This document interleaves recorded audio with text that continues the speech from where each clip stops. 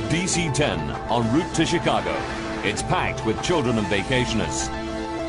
1 hour into the flight, an engine fails. Although it still has two good engines, the plane becomes almost unflyable. 285 passengers face an horrific crash landing at Sioux City. Why did a simple engine failure lead to a crash? Now, using advanced computer simulations, we reveal exactly what downed Flight 232.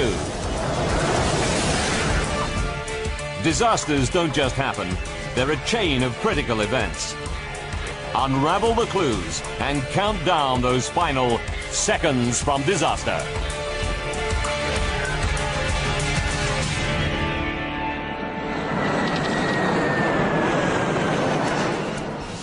Colorado. Denver. Stapleton Airport. July 19th, 1989. Known as the gateway to the Rockies, Denver is the starting point for journeys all over the U.S. 1,300 planes take off from here every day, carrying over 75,000 passengers. It's the peak of the summer season, and Stapleton is packed with vacationers and business travelers.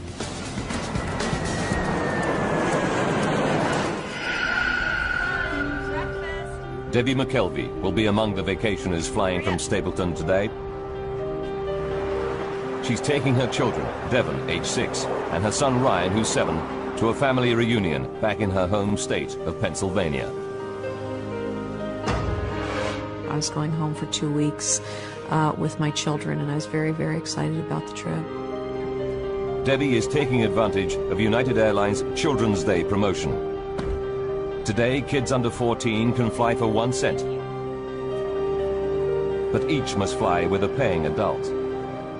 Debbie pairs up with a tennis club girlfriend, Ruth Ness, so she can sit with one of the kids. It was nice having Ruth with me because she entertained one child while I was entertaining the other child. 1:15 p.m. Debbie, Ruth and the kids wait to board flight UA 232 to Philadelphia via Chicago.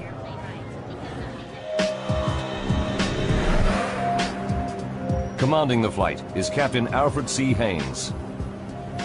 His cabin staff reported a minor electrical fault in the galley on the previous leg, but engineers have given it the all clear.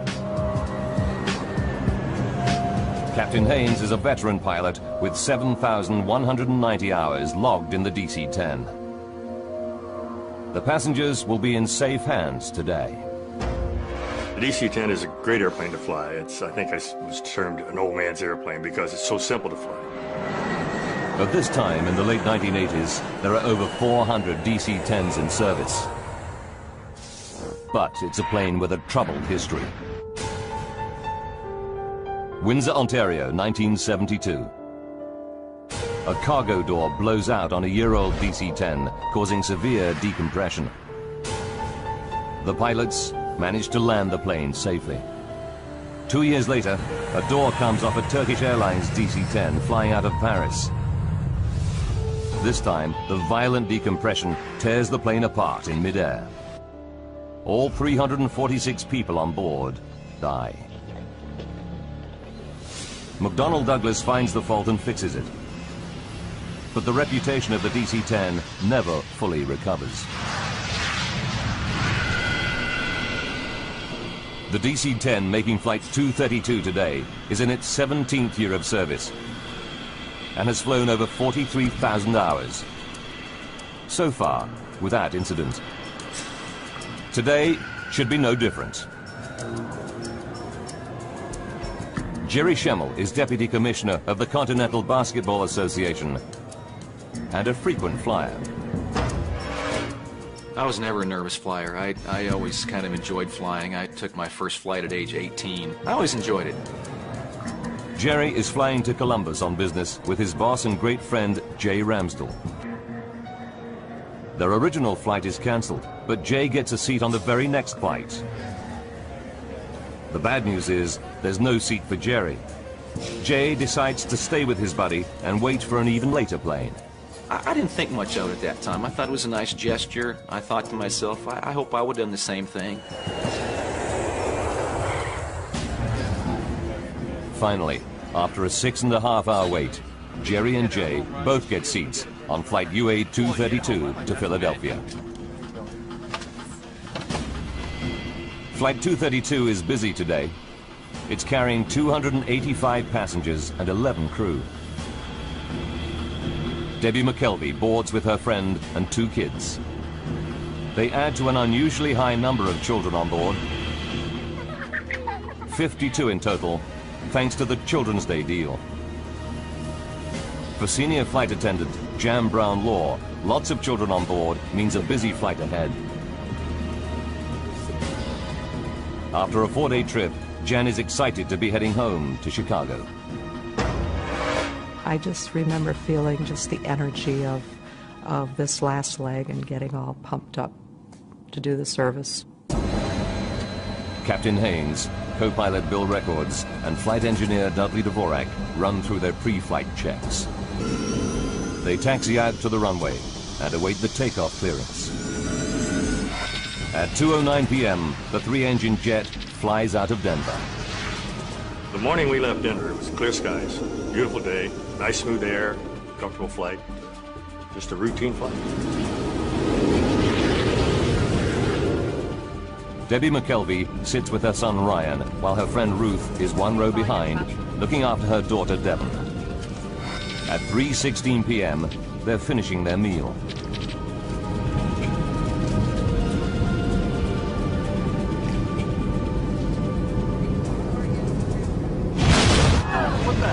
Suddenly, out of the blue, a terrifying blast rips through the plane. The first thing I thought was a bomb has gone off. I really did. I thought someone had planted a bomb, it had been detonated, and we started to drop. The only way I can think to explain it, it's like if you're driving down a highway and you hit a pothole. Jan Brown Law fears it may be a breach in the plane's fuselage. I instinctively sat down on the floor and held on, not knowing if it were a decompression, that everything that isn't tied down securely is going to be sucked out. There's no sign of any visible damage inside the plane. But up in the cockpit, Captain Haynes scans the engine instruments and quickly realizes that his number 2 engine is malfunctioning. I've never had a jet engine fail in flight. Only on the flight simulator, never in flight. But this time, it's happening for real. 3:17 p.m. Captain Haynes' priority is to shut down the problem engine. He's not too worried. The DC-10 can fly comfortably on its remaining 2 wing-mounted engines. Haynes follows the shutdown procedure and cuts off fuel and power to the number 2 engine.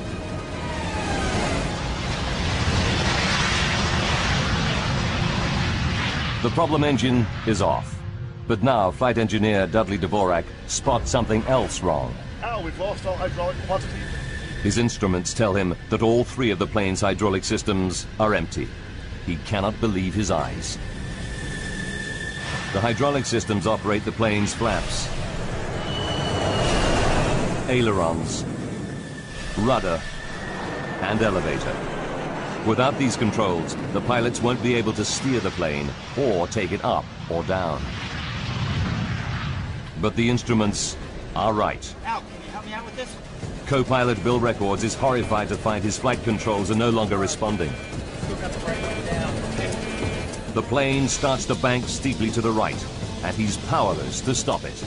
That's when we realized we were in a world of hurt, that something was drastically wrong. Now Captain Haynes tries the flight controls, but he cannot get the DC-10 back into level flight either. The plane is now trying to roll over, a terrifying prospect. We have nothing to turn the airplane, nothing to control the pitch of the aircraft. Nothing. Fly the aircraft. It's every pilot's nightmare. Flight 232 is at 11,000 meters and out of control. If its left wing continues to lift, the plane will flip over and tumble to its doom. United Airlines Flight 232 is down to 2 engines. Worse still, the plane has lost all conventional flight controls. Despite everything that Captain Haynes tries, the plane seems bent on turning over. Back in the cabin, the passengers feel the plane banking steeply. Now, my son at 7½, he had always been a people watcher. And he looked around and he said, something's not right here. You could feel the turn. You could feel the sensation physically of your body leaning off to the right side. I remember feeling that and thinking that was very unusual. 3:18 p.m. The left wing is so high that the plane is in an extremely steep bank. Al Haynes knows that within a few more seconds, it will roll over and tumble out of control. There is just one old aviator's trick left to him. If it fails, Flight 232 is doomed. The first reaction was to just close one throttle and push the other one up, see if maybe that would help. In a desperate bid to restore level flight, Haynes tries adjusting the relative power of the two wing engines. If the right engine runs faster, the airplane will bank left, and vice versa.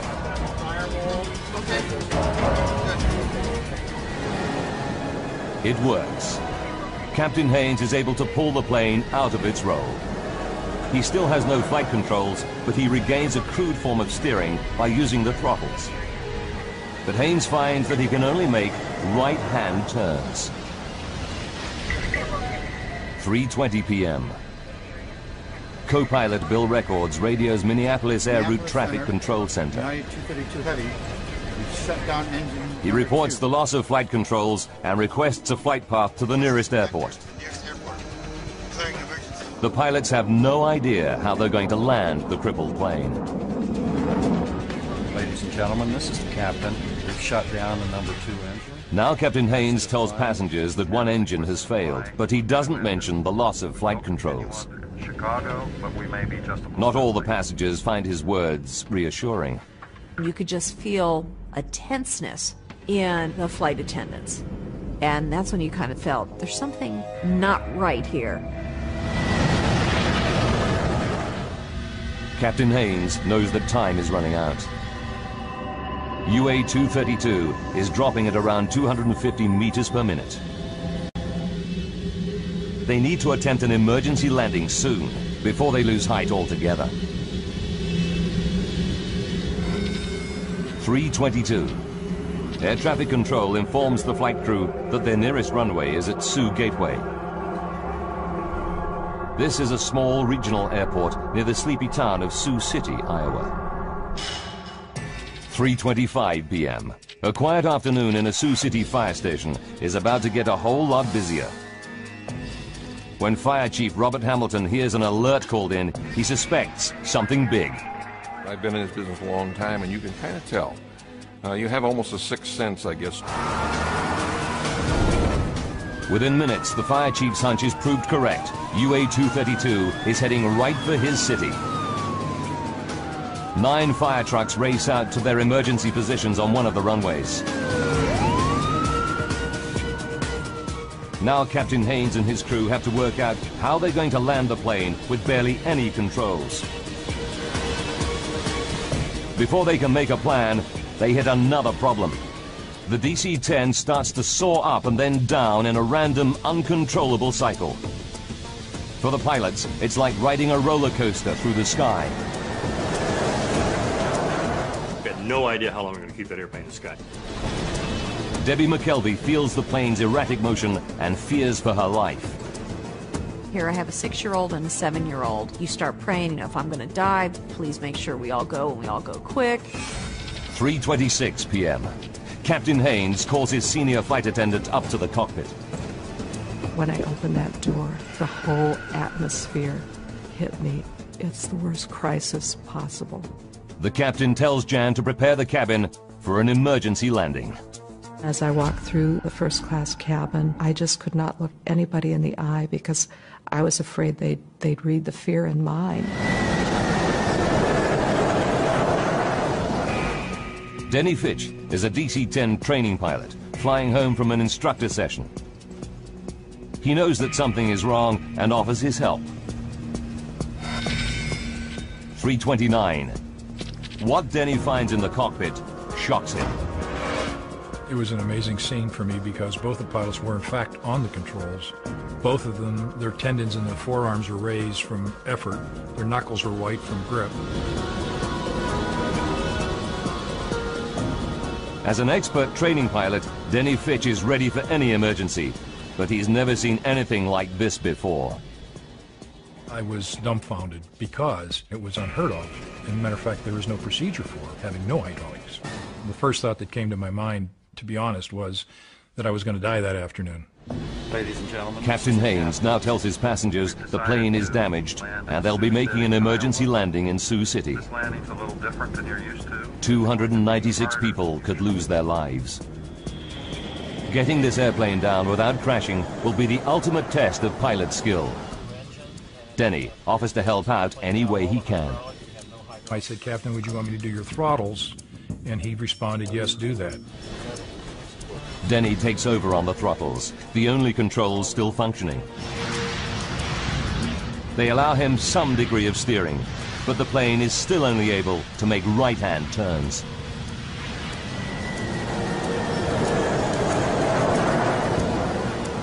As far as I'm concerned, he's now the fourth member of the crew because he was willing to step in there and help us any way he could. 3:48. The DC-10 is now 12 minutes from Sioux City Airport, and they're running out of altitude. It's time for the pilots to face an almost unthinkable prospect. In a few minutes, they must attempt to land a 165-ton jet without proper flight controls.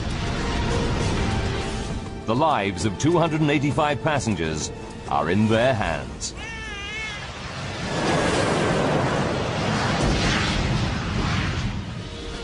The pilots must now try to line up for the final approach into Sioux City Airport. Denny Fitch will attempt to steer the plane and control its descent, all by adjusting the throttles. What's more, the plane can only make right-hand turns. The plan is to make a series of looping turns and hope that as they come out of their final circuit, they're facing the runway. The odds are stacked against them. At 3:50 p.m., Senior Flight Attendant Jan Brown-Law begins her final safety briefing. The passengers were right there in the palm of our hand. There, you could have heard a pin drop. Jan pays special attention to the 4 children too small to have their own seats. You need to get your seatbelt on and cross. Official guidelines are non-specific, but United Airlines procedure at the time is for adults to hold these lap children on the floor during an emergency landing. Jan is anxious about the procedure, but has no option but to follow protocol. It makes my skin crawl to this day to think that I found myself telling passengers, parents of lap children, to put their child on the floor and hold them down. As the flight crew near Sioux City, they are only too aware of what's at stake. You've got 296 lives in your 2 hands. You literally do.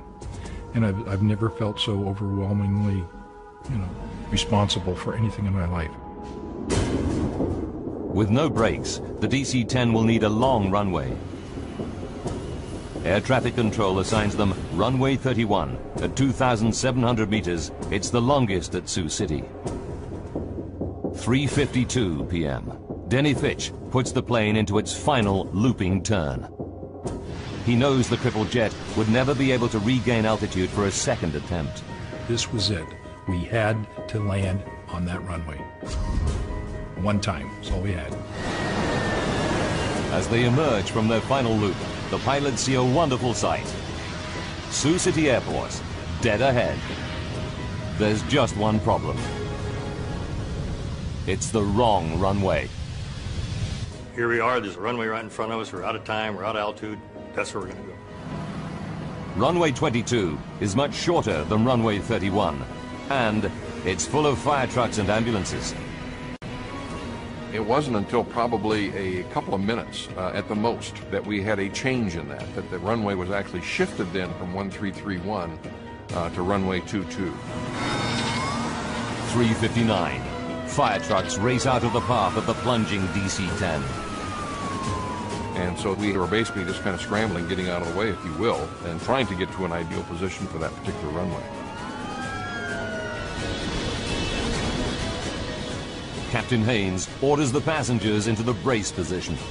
Brace, brace, brace. The minute we said brace, it was like a breeze going over a field of wheat. Everybody in the cabin disappeared from sight to go into their brace position.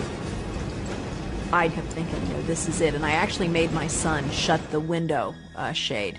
And I thought, we don't need to see, the end as it's coming.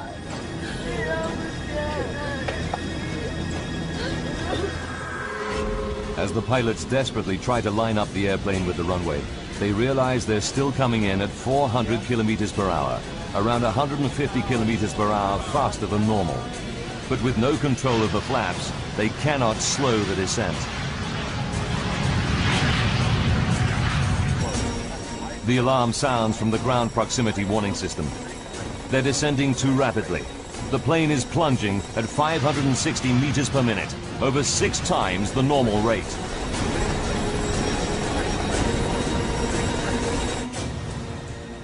Down on the ground, a local news crew races into position to cover the crash landing. Not gonna be pretty. 4 p.m. Just seconds from landing, the nose and right wing drop. If they come in at this angle, the plane could break apart. And I shoved both the throttles to maximum power, hoping that would result in the nose being pulled up. Denny Fitch desperately struggles to bring the nose back up, but it's too late. The engines don't respond in time. 4 p.m. and 16 seconds. The plane smashes into the runway.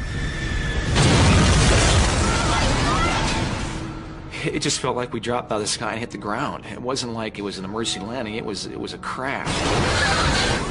I could hear all the screeching metal and noises that you've never heard before and you hope you'll never hear again. The right landing gear and wing shear off, spilling fuel and sparking a fire. I could see fireballs because I guess the plane, it's screeching on the runway. And then that was my next thought.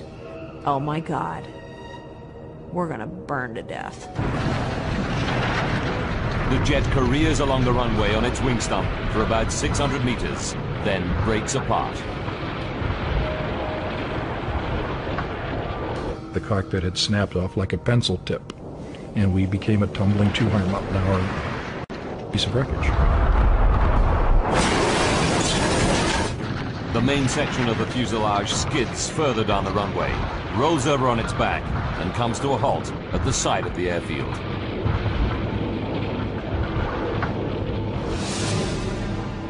The plane is split into 3 main pieces: cockpit, tail section, and middle passenger section. Dozens of surviving passengers flee the burning cabin. Fire trucks and ambulances race to help them. Emergency workers arrive to an horrific scene of dead and injured passengers.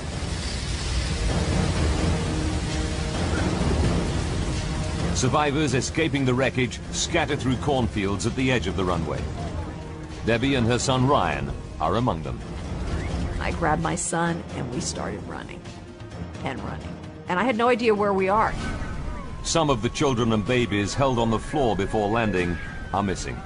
The violence of the crash tore them from their parents' grasp. One grief-stricken mother confronts flight attendant Jan Brown-Law. And she just looked up at me and she said, "You told me to put him on the floor, that it would be all right." And I thought, I'm going to live with those words for the rest of my life. The child, 23-month-old Evan Zhao, tragically died in the burning jet. In the chaos of the crash, Debbie McKelvey and her son Ryan managed to get out of the wreck. But she can't see 6-year-old daughter Devon anywhere. So then you start really thinking, why didn't I have both of them? And it's just a horrible, horrible sinking feeling. Jerry Schemmel escaped the cabin unhurt. but now he hears a baby's cries. Despite the choking fumes, he ventures back inside the burning aircraft. I didn't think if I go back in, the thing will explode or I might not find my way back out.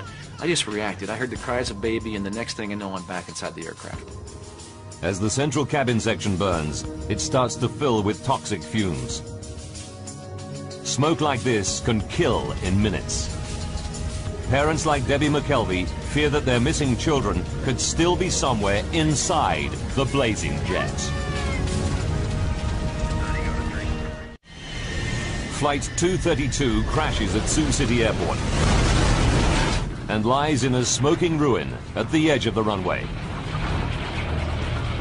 Survivors flee the crashed airliner, but a baby's cries draw passenger Jerry Schemmel back inside. So I finally got right over top of the crying, and I'm feeling around, and there's a baby stuck inside this overhead bin. I just grabbed the baby with one arm and scooped her out of the hole. I got back on my feet, found the opening, just kind of aimed for the sunlight, and shot out the plane the second time. Jerry's actions probably saved the baby's life. But Debbie McKelvey is desperate. She fears her daughter and friend have not survived the crash. Then, suddenly, she spots a face. It's her 6-year-old daughter, Devon, emerging from the smoke. It was the absolute best feeling because she was there and she was okay. While passengers flee the wreckage, Captain Haynes and the flight crew are trapped in the cockpit. The plane's nose has buried itself into the soft earth beside the runway. It's the last place the rescuers reach. They have to use a forklift and cutting equipment to get through the twisted wreckage. It takes 30 minutes to reach the pilots. At 5 p.m., rescuers pull out all 4 pilots, seriously injured, but alive. I remember the pat on my chest, and his words to me were, "You're okay, buddy, I'm here, I got you, you're going to be okay." And I felt this tremendous relief. The flaming wreck of UA-232 burns for over 2 hours.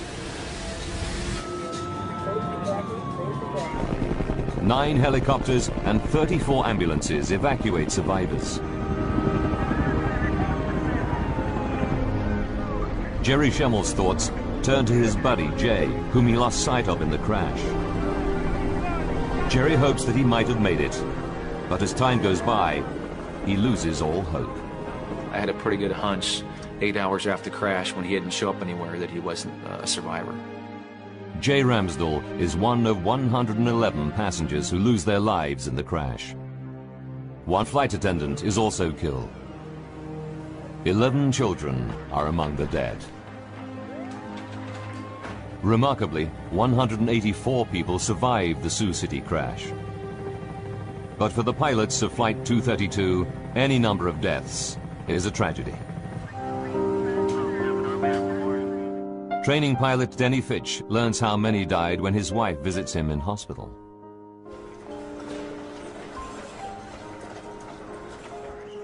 And she started crying because she realized I didn't know the truth. That in fact 112 people had died behind me. And I saw her cry. I had my answer. And I cried every waking moment for the next 3 days. I just couldn't stop crying. It just so tore my heart out to know that people died behind me. I was ready to die for them, and I didn't want them to die. Al Haynes and the flight crew are determined that something positive should come out of the tragedy.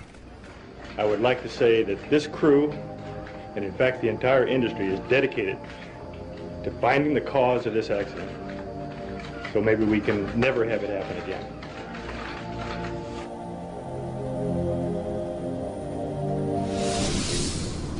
The National Transportation Safety Board, or NTSB, dispatches an investigation team to Sioux City. With 427 DC-10s still in service all around the world, they need to find out what happened to the plane, and quickly. Frank Hildrup leads the team, analyzing the aircraft structure. There's a lot of apprehension and anxiety, of course, that we always go into these things with, and I was fairly new at the time. I had not been with the agency but for about 9 months. Hildrup and the NTSB team arrive in Iowa 9 hours after the crash and get straight down to work.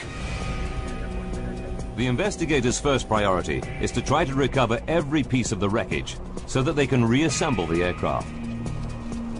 It's a mammoth task.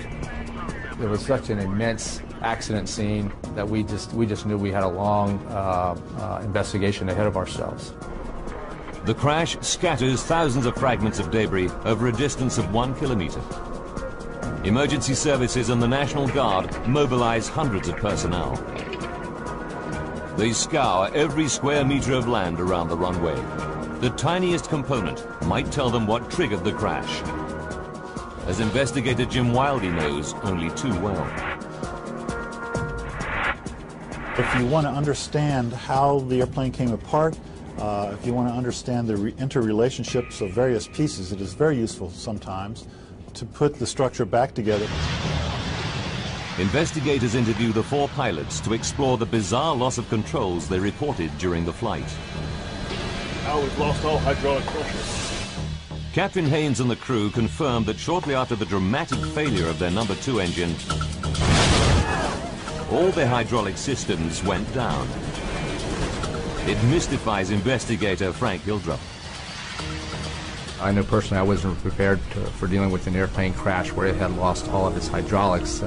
Extremely unique event and something I personally had never encountered before. Hydraulics operate all the flight controls on the DC-10. The flaps that help control descent. The elevators that pitch the plane up and down. The rudder that steers it. The ailerons that make it bank. Pressurized fluid inside hydraulic lines operates these mechanical controls. There are 3 separate and independent hydraulic systems. Even if one system is breached, it should not cause the loss of hydraulic fluid in the others. To lose fluid from all 3 systems at once is almost impossible. Experts put the odds at 1 billion to 1. Then, an unexpected find.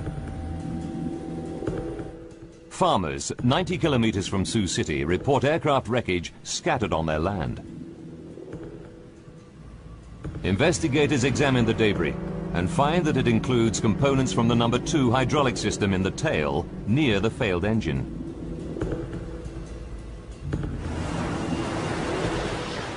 The team can calculate from the plane's flight path exactly when these parts fell. They discover it happened at 3:16 p.m., the same moment as the loud bang and the engine failure. What's that? What was that? Everything points to a catastrophic event inside the engine, which then damages the hydraulic systems.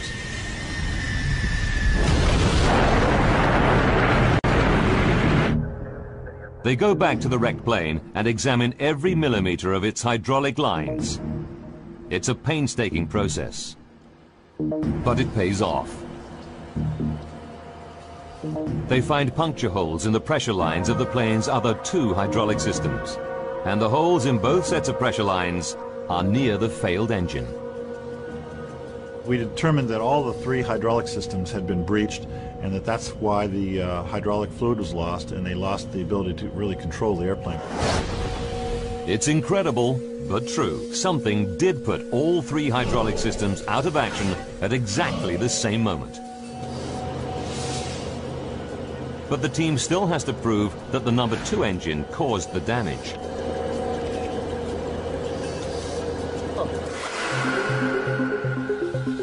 They inspect the puncture holes with a scanning electron microscope and find minute traces of titanium. Titanium is used for critical airplane parts because it's tough, yet very light. On the DC-10, the only titanium anywhere near the tail section is inside the number 2 engine.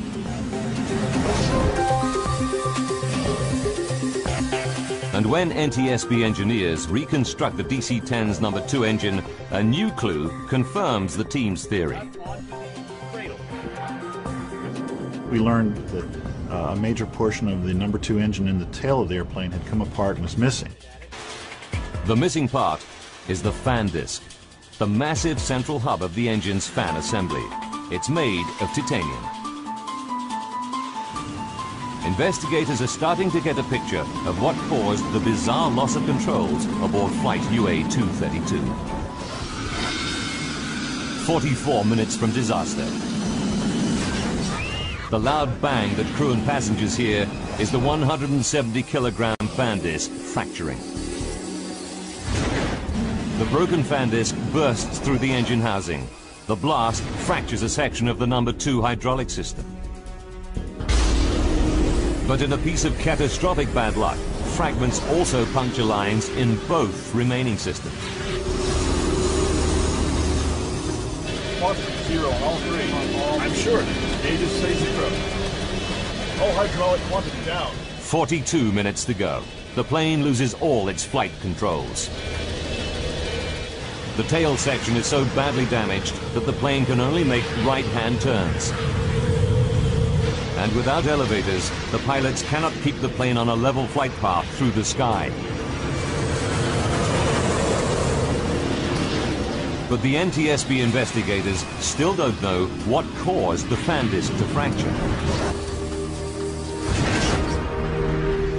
Until they find out, more than 200 other DC-10s could be flying around with engines that have a similar hidden fault.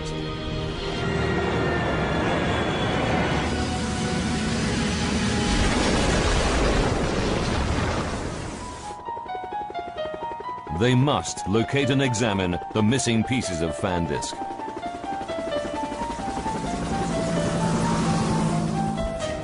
Investigators calculate the likely trajectory of the fan disc debris to find out where it might have landed. They narrow it down to a tract of Iowa corn belt 36 square kilometers in size. I would consider the search for that fan disc certainly a needle in a haystack type of effort. Investigators pull out all the stops to find the missing fan disc. They scour the area with 4 helicopters, but find that the 3-meter-high cornstalks conceal everything on the ground. They even deploy infrared cameras to try to locate the pieces. But after weeks of searching, they draw a blank. General Electric, the engine manufacturer, offers members of the public a large reward for the missing fan disc.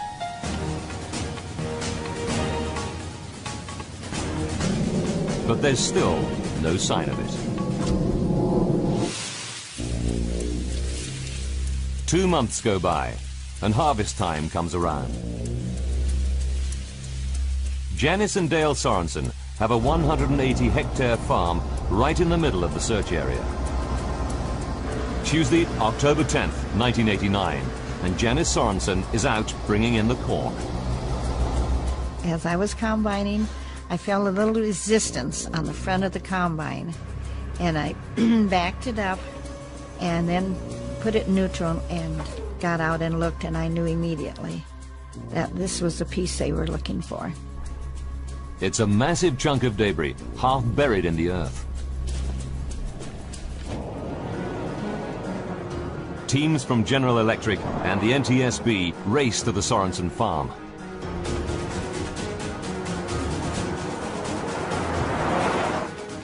Dale and Janice help investigators dig out the piece of wreckage. This is the Sorensens' own video footage of their find.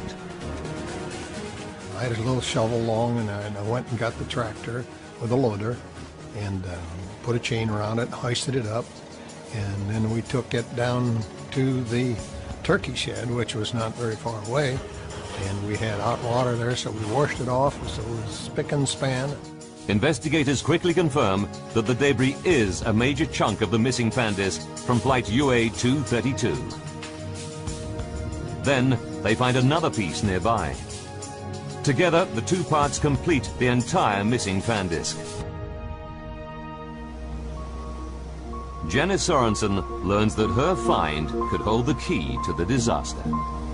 I was very emotional about it. I had some tears. It was a combination of the excitement of finding the piece and of the tears for those who'd lost their lives.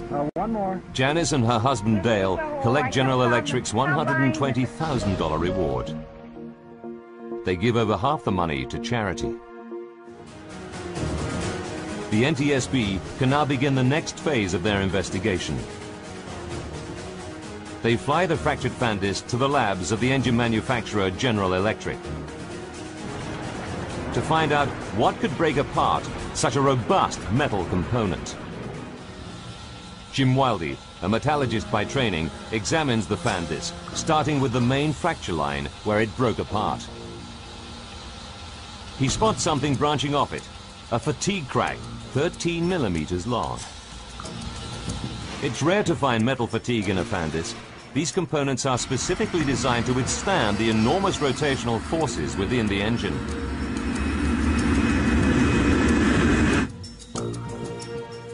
Then, at the base of the fatigue crack, Wildy sees a tiny cavity. The size of it was, maximum in any one direction was about 50 thousandths of an inch. As he scans the cavity more closely, he sees that the metal around it looks discolored. He takes a sample from this suspect area for testing. What he discovers will shock the investigation team and rock the aviation industry to its core.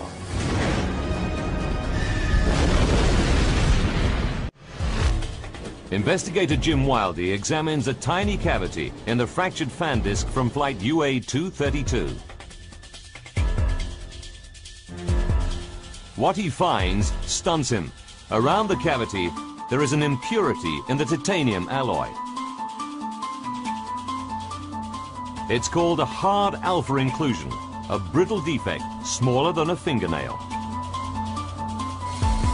Analysis reveals that it was caused by excess nitrogen during the forging of the metal ingot. The fan disc in the DC-10 was made from titanium that harbored a fatal hidden defect. It's the final piece of the puzzle. The NTSB team can now put together the chain of events that left the passengers and crew of flight UA-232 seconds from disaster.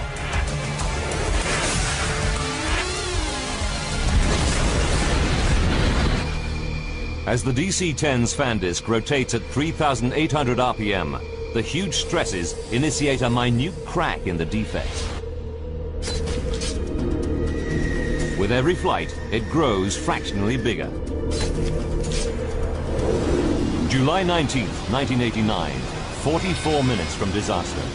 The fan disc has been in service for 15,503 flights over 17 years. The crack reaches 13 millimeters in length. The faulty fan disc can no longer cope with the stresses imposed by its rotation. It shears in two. The damage it causes makes the DC-10 virtually unflyable. For the next 40 minutes, the pilots struggle to control the plane.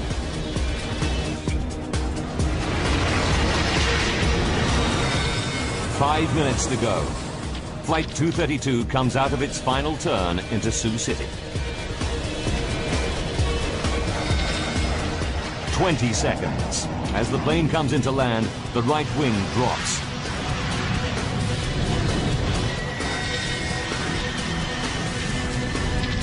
Disaster strikes. The right wingtip hits the ground, and the DC-10 careers down the runway.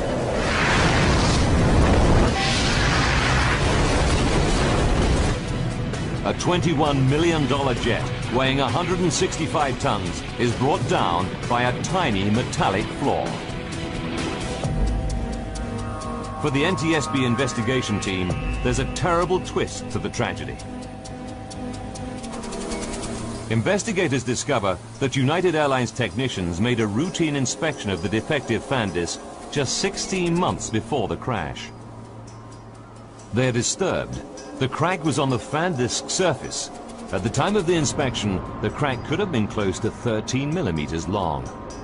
This disc had been inspected before the accident, and we determined that the crack was of a detectable size, but that it just wasn't detected. The NTSB report concluded that the crack was probably missed due to human error. The report accepted that United Airlines inspection procedures complied with regulations and were up to industry standard, and cited human factors as an industry-wide problem in engine inspection. In the wake of the Sioux City disaster, the Federal Aviation Authority upgraded engine inspection procedures. The FAA also demanded changes to the DC-10's hydraulic systems. Airlines were required to add shut-off valves to limit the amount of fluid that can drain from a breach in hydraulic lines. But today, lab children are still allowed to remain unrestrained during emergency landings.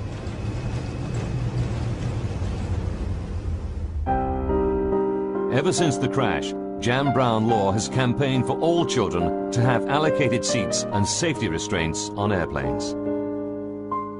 She has never forgotten the young boy, Evan Zhao, who lost his life on her watch. Evan would be 17 years old today had he been in a seat. Denny Fitch, Al Haynes, and the other crew members received industry awards for their extraordinary professionalism and valor. Jerry Schemmel, who now has children of his own, will never forget the debt he owes the pilots. I've thought about those guys every day for 16 years. I don't think we could have been equipped with a better cockpit crew than what we had. The safety measures triggered by the Sioux City crash transformed aviation safety, not just on the DC-10, but on all passenger airliners. The new rules should ensure that such a bizarre and devastating accident can never happen again. Seconds from Disaster is back at the same time next week. After the break, a pig the size of a pickup truck. Our team of experts investigates the legend of Hogzilla.